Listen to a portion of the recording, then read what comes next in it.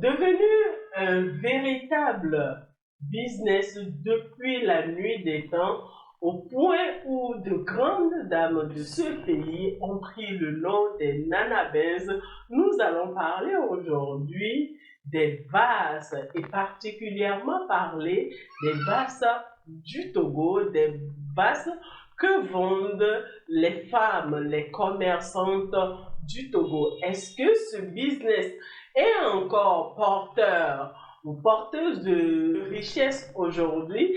Est-ce qu'aujourd'hui on peut encore se positionner? Est-ce que cela a encore un futur? Nous allons le découvrir dans cette vidéo.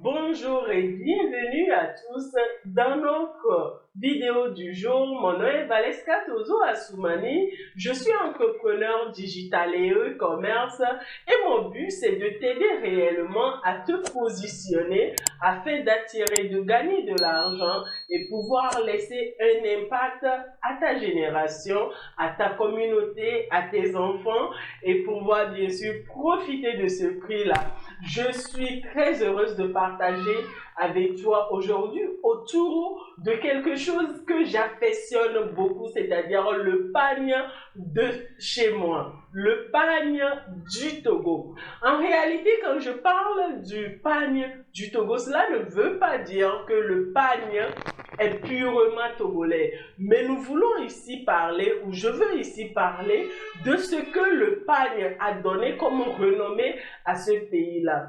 On connaît le pagne par les nanabès. Depuis la nuit des temps, on nous a fait savoir que le pagne était africain, mais nous savons très bien que l'origine du pagne n'est pas forcément en Afrique. Le pagne est communément un produit partagé par plusieurs pays, entre autres la base en Espagne, en Hollande, aux Pays-Bas et bien d'autres pays. Aujourd'hui, nous parlons du Togo parce que le tissu ou le pagne que vendent, que commercialisent nos grands-mamans, entre autres appelés les nanabès, prend de plus en plus de l'ampleur. L'histoire a été marquée par les nanabès qui ont commercialisé des pagnes de grande valeur et qui ont su impacter leur temps par la présence non seulement du vase, mais aussi d'acheter une voiture qu'on appelait Mercedes-Benz. Aujourd'hui, nous avons dans notre histoire ou gravé dans notre mémoire cela parce qu'elles ont pu valoriser le pagne. Alors, est-ce qu'aujourd'hui, le vase a encore autant de valeur que par les temps passés? Je veux juste te dire que le vase a de la valeur et le vase continue d'avoir de la valeur. Et aussi, le vase continue d'être un business qui génère toujours de l'argent. Je t'explique pourquoi est-ce que cela a de la valeur et pourquoi cela génère toujours de l'argent. Je te l'explique parce que le vase est premièrement intemporel. Le vase est intemporel. Depuis déjà plusieurs années, on l'utilisait dans plusieurs pays, l'Afrique, l'Europe, l'Asie et d'autres pays. Et aujourd'hui, vous allez voir que ce soit les générations passées ou actuelles ou dans le futur, on continuera en réalité d'utiliser le vase. Ça veut dire que le vase continuera d'exister, que tu vives ou pas, le vase continuera d'exister. Alors, ce qui est intemporel et qui continuera d'intéresser les gens est un business porteur. Et voilà la raison pour laquelle, la première raison pour laquelle tu devrais en réalité t'intéresser à ce business-là, un peu négligé, mais qui est toujours là. La seconde chose pour laquelle ce business est porteur et pour laquelle tu dois te positionner, c'est que le vase aujourd'hui n'est pas une question d'Africain. Entre-temps, on nous faisait croire que le vase est un tissu purement africain, mais avec les recherches, nous avons découvert que le vase est un produit partagé par plusieurs pays. On peut découvrir les vases originaux d'autres pays, mais on découvre aussi des tissus africains comme le batik, on découvre le kente du Ghana, on découvre le dafani du Burkina Faso, mais le vase est un produit importé mais travaillé chez nous, tout simplement. Juste pour t'amener à comprendre que c'est un produit qui est international. Et aujourd'hui, c'est sans distinction de couleur de peau. Peu importe, couleur blanche, couleur jaune, brune, marron et tout, on peut porter le vase. Et plusieurs pays aujourd'hui du monde portent le vase. Ça, c'est la seconde raison. La troisième raison pour laquelle on continuera ou c'est bon de se lancer dans le business du vase, c'est que aujourd'hui, le vase peut se porter de différentes manières. Et ça, c'est ce qui fait le must. Tu es peut-être en train de te poser la question par rapport à pourquoi est-ce que tu devrais te lancer dans le business de vase.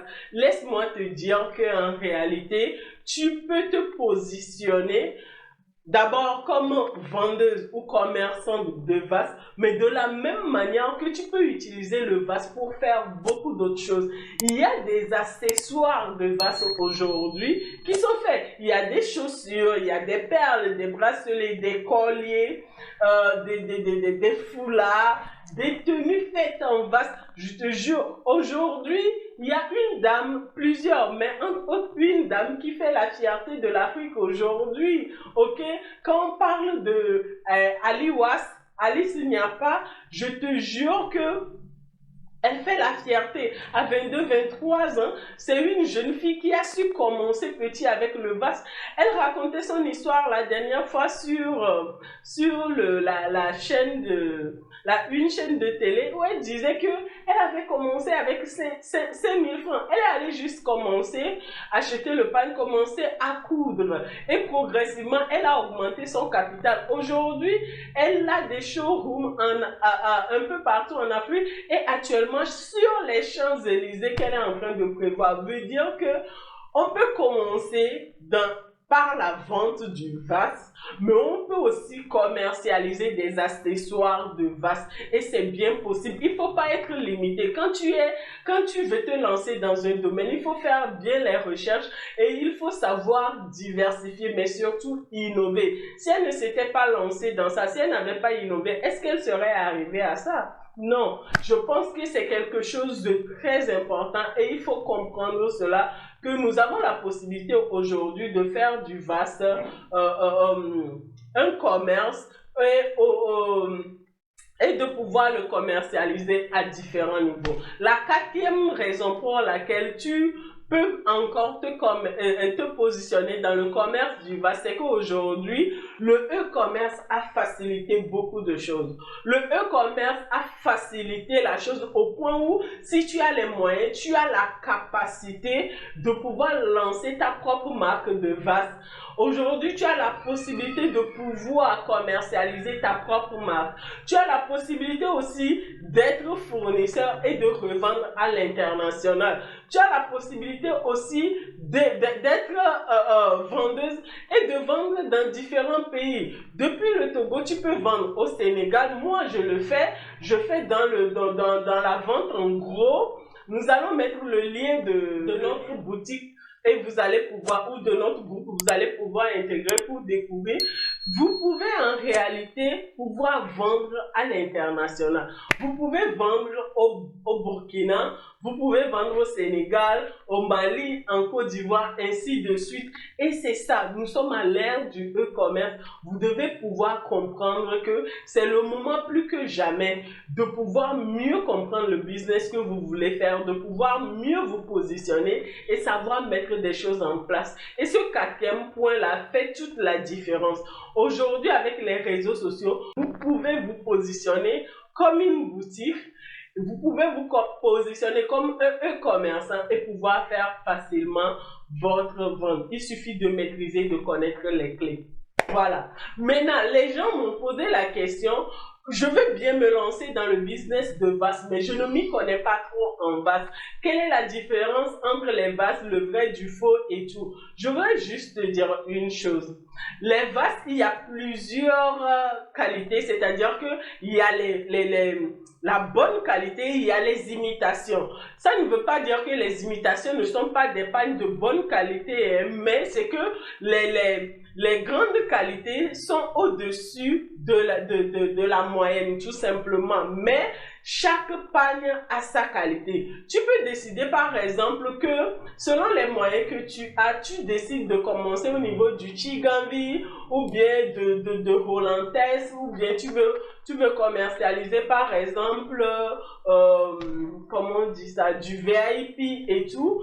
De la même manière, quelqu'un décide de commander, par exemple, du hollandais, le vrai hollandais même, ou de commencer par le super, ok?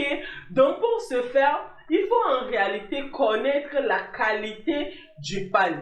Comment on peut reconnaître le bon et savoir ne pas aller faire un choix? Par exemple, tu veux aller acheter un hollandais, mais quelqu'un qui se remarque tout de suite que tu ne connais pas le hollandais peut te proposer une imitation du hollandais alors que c'est du faux hollandais, peut-être parce que ça a les mêmes dessins ou que le chinois a mis quelque chose à côté comme ça a les mêmes dessins. Il faut savoir reconnaître le panier au niveau du toucher. Quand tu touches, tu sens la différence. Quand tu touches le vrai hollandais et tu touches le faux, tu sens la différence. Il y a aussi les dessins en bas. Le vrai hollandais, par exemple, est imprimé. C'est bien imprimé avec son signe en bas et c'est très important de le remarquer. Ok? Par exemple, même pour les autres pagnes, comme par exemple le Chigamvi, le Phoenix, l'Itaget, le VIP, quand tu vas chez un fournisseur qui est spécialisé uniquement dans le Chigamvi ou dans le Rolantes ou dans le Phoenix, tu vas voir que lui, il ne vend que ça. La personne ne peut pas en réalité te vendre quelque chose qui ne rend pas consistant en fait sa crédibilité parce que la personne ne veut pas perdre sa crédibilité sur le marché. Donc, par conséquent, il ne va pas pouvoir te vendre du faux. Mais par contre, quelqu'un qui se rend compte en réalité que tu ne t'y connais pas, va te mettre par exemple dans les imitations, dans le faux et tout. Donc, c'est pourquoi c'est important de pouvoir approcher une personne qui s'y connaît dans le domaine ou un fournisseur fiable, tout simplement. Tu veux te lancer dans le business de panne ou bien tu veux avoir des idées par rapport au business de panne, des idées qui vont t'aider, que ce soit pour démarrer ou encore pour pouvoir te propulser dans ton business à l'ère du digital. Décide tout simplement que tu vas chercher un bon fournisseur. N'hésite pas de nous contacter. Nous sommes là pour t'accompagner, t'encadrer et t'aider réellement à évoluer, même avec un petit budget, à évoluer dans ce business-là. Alors, j'espère que cette vidéo va pouvoir t'aider. N'oublie pas de pouvoir cliquer dans la barre des informations, de voir le lien, d'intégrer le groupe et de pouvoir avoir plus d'informations. Que ce soit sur les vases, que ce soit sur les accessoires ou tout autre article que nous pouvons proposer qui vont sûrement t'aider à pouvoir commencer un business de petit et pouvoir évoluer progressivement. En tout cas, mon but pour moi aujourd'hui, c'est de te faire comprendre que tu as la possibilité de pouvoir démarrer dans le business des vases si c'est ce que tu veux faire. Allez, on se retrouve la prochaine fois. C'est un plaisir et un honneur pour moi d'avoir partagé ce contenu avec toi. On se dit à très bientôt. Bye bye.